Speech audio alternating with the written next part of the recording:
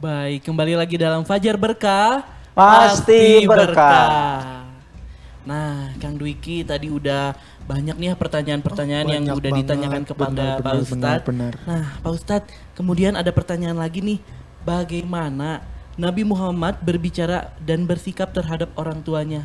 Ya. Gitu Pak Ustadz. Ya. Rasulullah Shallallahu Alaihi Wasallam mengajarkan kepada kita bahwa bagaimana berbuat baik kepada kedua orang tuanya. Yang pertama, Rasulullah menyampaikan dalam hadis yang artinya bahwa ketika sahabat bertanya kepada Rasul, "Ya Rasulullah, siapakah yang perlu ataupun yang harus kita utamakan, dahulukan untuk kita hormati?" Jawabannya adalah Umi. Siapa lagi ya Rasul? Umi. Siapa lagi ya Rasul? Umi. Kemudian Rasul menjawab Abuka. Jadi setelah Umi kemudian Abi gitu ya. Artinya ibu dan ayah. Artinya bahwa dalam hadis ini menyampaikan Rasul berarti 3 ibu 1 ayah. Artinya bukan Maksudnya itu ya Pak ya? Bukan, tapi 3 kali. Artinya perbandingannya ibu dulu utamakan. Nah, pernah terjadi di zaman Rasulullah ada seorang ibu yang kecewa terhadap anaknya sehingga pas meninggal dia sulit untuk meninggal, sakaratul mautnya. Ya, sehingga Rasulullah, ada apa nih dengan ibunya? Ternyata ibunya pernah sakit hati, kemudian didatangi oleh sahabat, disampaikanlah dan orang tuanya mengampuni dan dia bisa sakaratul maut gitunya, tidak susah karena sudah dimaafkan oleh orang tuanya. Yang pertama adalah Rasul mengajarkan kepada kita untuk berbuat baik terhadap orang tua, baik dengan tutur kata, dengan sikap, dengan perlakuan yang baik terhadap orang tua kita. Bahkan kita pun sudah mengetahui bahwa surga ada di telapak kaki ibu. Artinya bukan kaki ibunya kita cuci kemudian kita minum airnya, bukan itu artinya. Tetapi artinya bahwa secara makna bahwa ridho orang tua itu mengundang ridho Allah. Ridho Allah tergantung ridho orang tua. Jadi senantiasa Rasul mengajarkan itu. Jadi supaya hidup ini supaya mengundang ridho Allah, di antara kita harus menjadikan orang tua kita ridho terhadap kita. Kasarama ulah carekeun beureun kitu ulah carekeun kolot gitu. Tapi harus kita membuat orang tua kita senang. Ya. Ketika di dunia ya tadi kita berbuat baik kepadanya, kemudian ketika orang tua kita sudah tidak ada, sikap kita bagaimana? Tapi kita tetap harus berbuat baik kepada orang tua kita, itu dengan mendoakannya. Kita doakan orang tua kita yang sudah tidak ada. Doakan semoga ibu bapak dan ataupun ayah ibunya yang telah tiada, Allah mengampuninya. Itu adalah doa seorang anak kepada orang tua yang sudah tidak ada. Berbuat baik kepada orang tua yang sudah tidak ada. Bukan itu Jadi berbuat baik kepada orang tua tidak lain kita menghormatinya, menjaga hatinya, karena orang tua adalah surga. Jadi ketika hari ini sudah kehilangan orang tua, berarti sudah tadi surga, untuk menghantarkan ke surga sudah tidak ada sebelah, ataupun apalagi sudah dua-duanya gitu. Jadi jangan menyia-nyiakan orang tua kita, sayanglah orang tua kita, berkata jujur, jangan sampai kita berbicara kepada orang tua banyak tugas, banyak biaya, padahal dibuat jajan tuh luar biasa, jangan seperti itulah. Ya.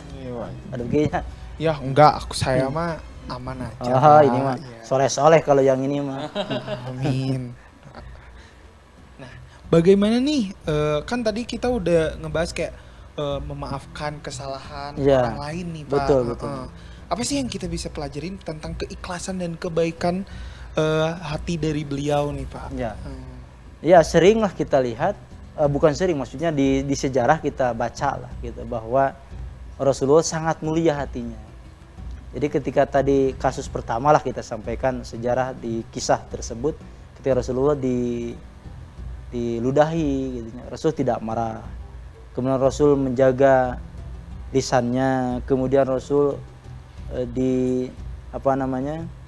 iringi perbuatan jahat tersebut dengan kebaikan. Kemudian ketika berdakwah, Rasul dilempari dengan kotoran, Rasul dianiaya, bahkan dalam Al-Quran disebut ahli sihir, disebut al-majnun gitu nya.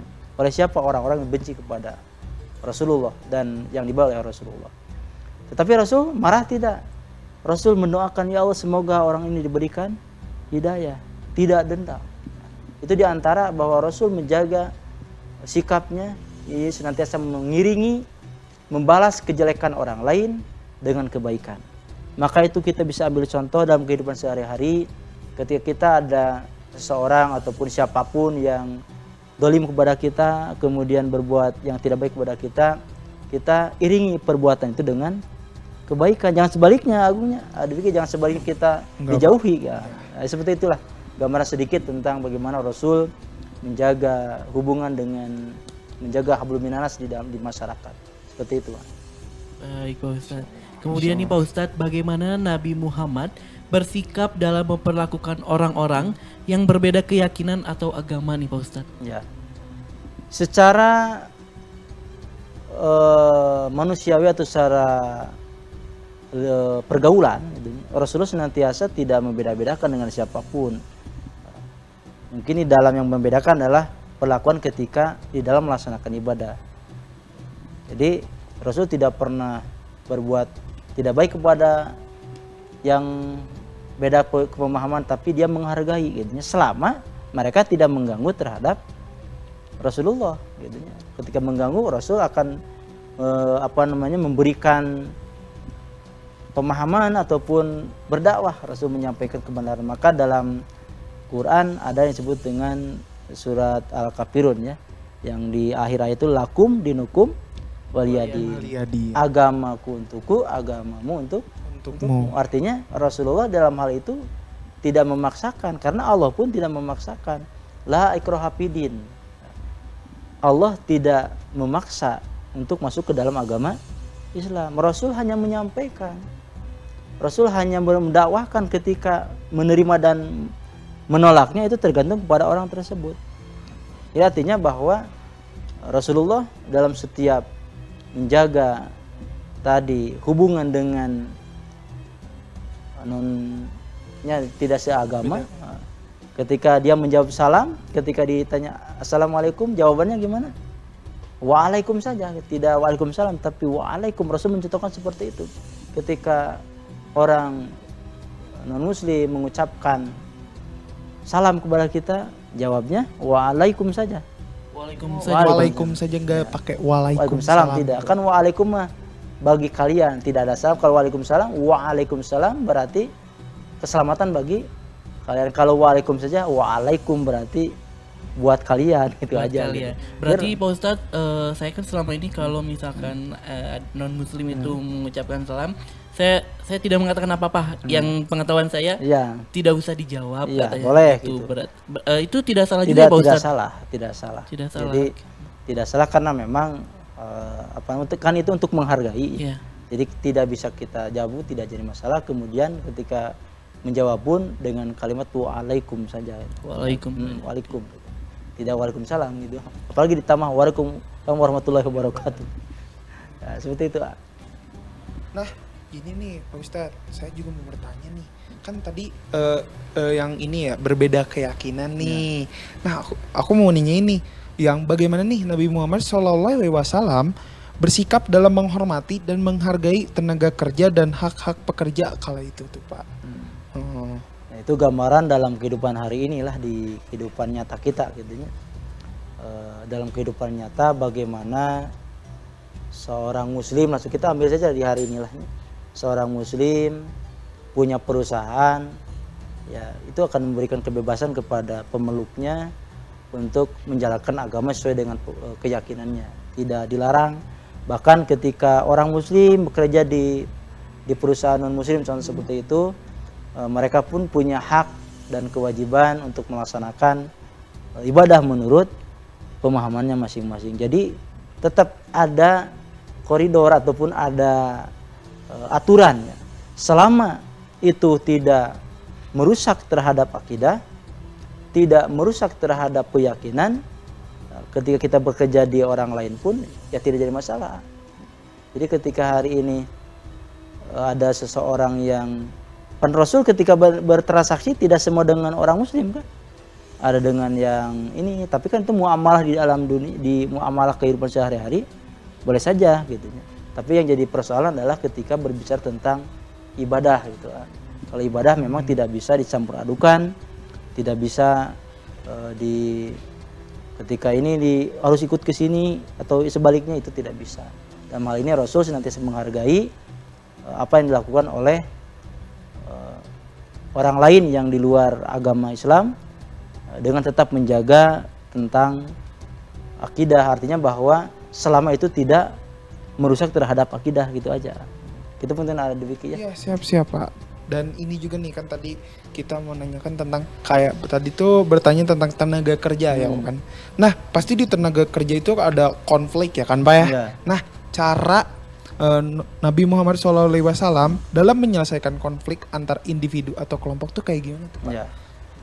Karena konsep di dalam Islam itu senantiasa ada musyawarah. Ya.